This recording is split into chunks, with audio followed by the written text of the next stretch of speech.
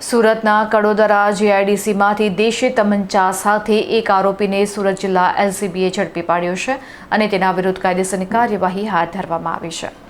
Kadodara GIDC police સ્ટેશનની હદમાં આવેલા તાતી થૈયા વિસ્તારના સોની પાર્ક પાસેથી એલસીબીની ટીમે બાતમીના આધારે દરોડો પાડીને ગેરકાયદેસર દેશી હાથ બનાવટના તમંચા સાથે 2 જણાને દબોચી લીધા છે.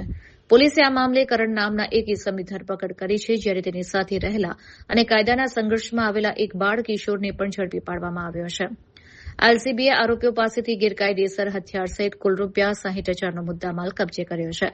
ઔદ્યોગિક વિસ્તાર ગણાતા કડોદરામાં આ પ્રકારે ઘાતક હથિયાર ક્યાંથી લાવવામાં આવ્યા અને તેનો ઉપયોગ કોઈ ગુનાહિત પ્રવૃત્તિમાં થવાનો હતો કે કેમ તે દિશામાં પોલીસે તપાસ તેજ કરી છે.